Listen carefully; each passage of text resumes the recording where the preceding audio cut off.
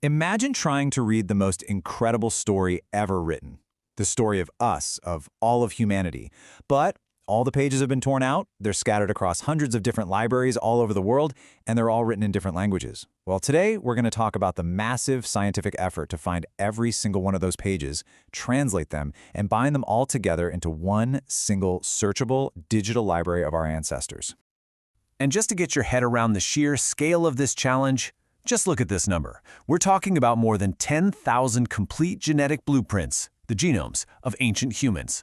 That's 10,000 individual stories from people who lived hundreds or even tens of thousands of years ago. And this isn't some slow trickle of information we're talking about. We are living through a genuine golden age of paleogenomics. It's a gold rush, really. But instead of digging for precious metals, scientists are uncovering the actual code of our past. And it's revealing these incredible sagas of migration, disease, and evolution that they were completely invisible to us just a decade ago. And you can really see that explosion right here in the data.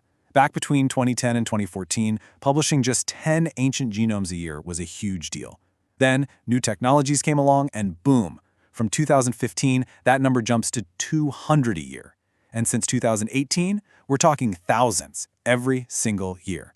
Now, this incredible acceleration created a massive opportunity, for sure, but it also created an equally massive problem. So, you might be wondering, where is all this genetic gold being found? Well, as you can see, about 2/3 of the data we have comes from Europe and Russia, but other places, like East Asia and Africa, are contributing more and more. This is really a snapshot of where the research has been focused, but believe me, that map is expanding all the time. But here's the thing. All this incredible data created a huge hidden problem. It sounds amazing, and it is, but the unglamorous reality is this. That gold rush created absolute digital chaos. It was a classic case of having way too much incredible information way too fast without any system to actually manage it. This quote just captures the challenge perfectly. All that genetic data was technically out there. It was public, but it was functionally locked away, stuck in incompatible formats from hundreds of different studies. The treasure was there, but nobody had a master key to open up all the different chests. And this became the central problem. How can you possibly ask the really big picture questions about human history? Like, how did farming spread, or how did languages evolve? If you can't compare the data from a study in Spain with another one from Siberia, the answer is, you couldn't. It was basically impossible. And the technical reasons, they were a nightmare. Different labs were using different file formats, different genetic maps to line up the DNA. Some even had different ways of naming the chromosomes. It meant that trying to combine just two different datasets was, forget about it. It wasn't happening. But out of this chaos, a team of scientists decided they were going to be the ones to forge that master key. They set out to build one single, organized digital library to house all of this precious information, and they called it the Allen Ancient DNA Resource, or the AADR. So what is the AADR exactly? It's the elegant solution to that mess. It's an up-to-date, meticulously curated collection of all the world's published ancient human DNA. And here's the crucial part. It's all processed into one standardized, easy-to-use format. It's basically the ultimate librarian for our genetic history. And the process to do this was just a monumental undertaking. The team had to gather all the raw data from hundreds of different papers, reprocess every last bit of it against a single unified genetic map, and then manually, by hand, curate all the crucial info, like the archaeology and dating, to make it all consistent and reliable. The goal, when you boil it down, was simple, but it was absolutely revolutionary. Create a single, trustworthy dataset that any researcher anywhere in the world could download and start analyzing immediately. No more spending months just trying to clean up the data. It was about democratizing access to our shared past. Okay, so standardizing all the genetic data was a huge achievement. But the true power of the ADR, the thing that makes it such a game changer, is that it's so much more than just a string of A's, C's, T's, and G's. It's all the rich context around the DNA that truly brings these ancient individuals to life. Let's just peek inside what's called the annotation file so you can see what I mean.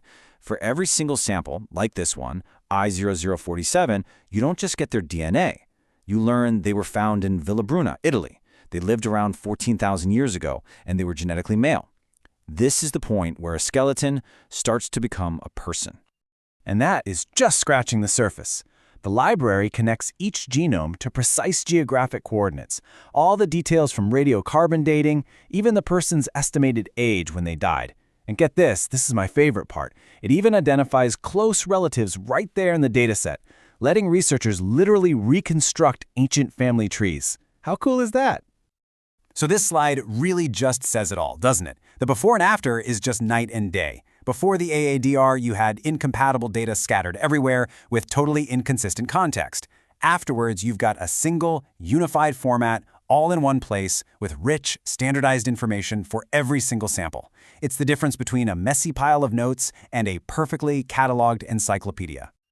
So, okay, that was a ton of painstaking work, but why does it all matter? Why is having this digital library such a huge deal for understanding human history?